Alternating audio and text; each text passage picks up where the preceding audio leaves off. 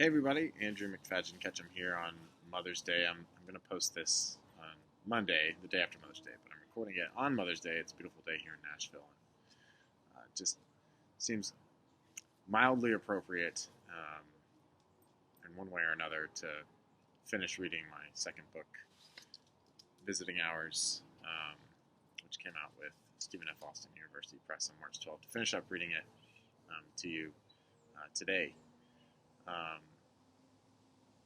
So when the book came out, the coronavirus situation really became more clear, and I had a number of events and things that I had planned that I had to cancel, like everybody else. And um, I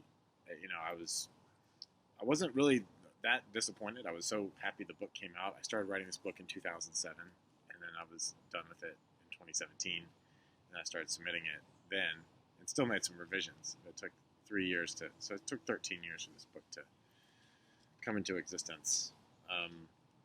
So I wasn't really disappointed or anything. I was just like super happy it was out, that it had that it had the cover I wanted and had the blurbs I wanted, and looked beautiful, and the press did such a great job. But I was also sort of like, okay, well, I need to do something for this book. I need to get the word out, because I decided not to promote it ahead of time for a number of reasons. But the primary reason was that the book is about one of my best friends growing up, Mary Interlandi, who committed suicide here in Nashville, Tennessee in 2003.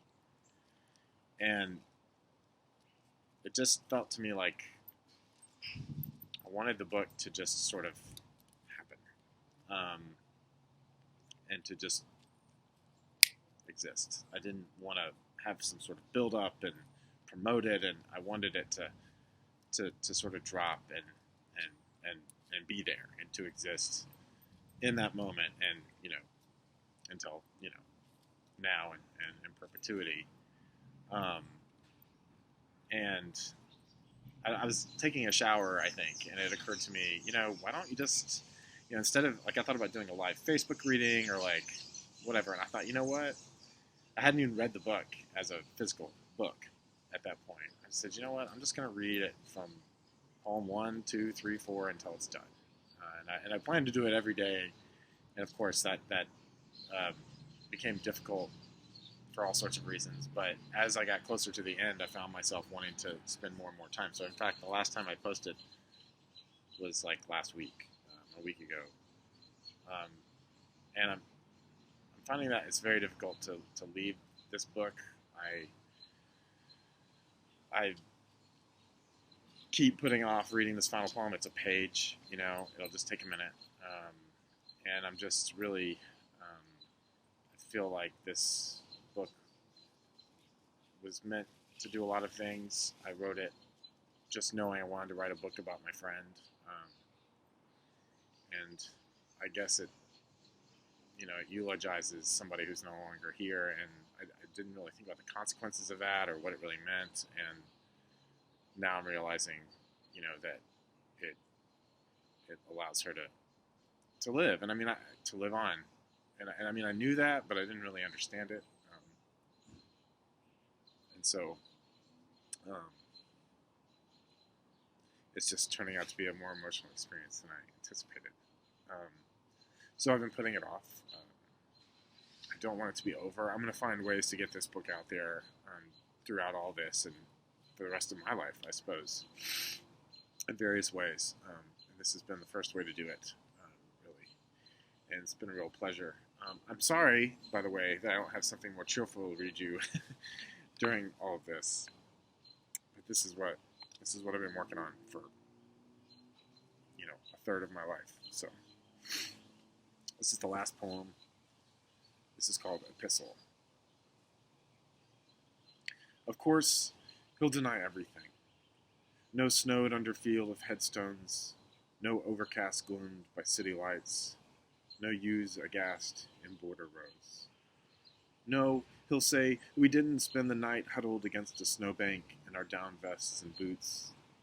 No, we never were eager to witness that which our mythologies foretold, that eventually winter ends and the dead rise, graves more than gateways to bone dust and gold watches. Of course, he'll deny the skirts of snow that skated across the hard pack, and how hard it became to disbelieve in the spirit when the bays of ferret dogs coyoted down the hills, and the night watchman's maglight flashed to life the visages of the dead. He'll never admit how I opened myself to him there in the hollow core of December, much like he'll deny it was he who said we should take our lives before we grow old. That it was his idea to venture onto the roofs of buildings downtown and perch on their ledges like his beloved birds to retrace our flight paths through the city. Nashville was beautiful back then, all those windows and sky. And yes, I believe life had ended before I tried to leave it. Land of blue stem grass, land of the twang and tremolo of steel guitars, land of churches rising from every corner. Look at him now, the boy who once loved me. There was nothing I could do, he tries to convince himself when he cannot find sleep. M, you made your choice, he mutters in my ear when he finds me in his dreams. Thank you, my love, for saving my life. So that's the book. You can buy it on Amazon or any online place. You can buy it from me directly. There's a link, and I'll send you a moon button and sign it, and wash my hands and all that. And just want to say thanks for those of you who have watched every poem, and for those of you who have popped in and out. It's never really thought about reading an entire book like this. I'll probably compile all these videos into a longer video or something and put it on the website, and I'll let you know about that. But I guess the last thing I just want to say is that I hope we figure some way out of this mess that we're in. This book sort of speaks to it in a weird way. And I hope you take care of yourselves.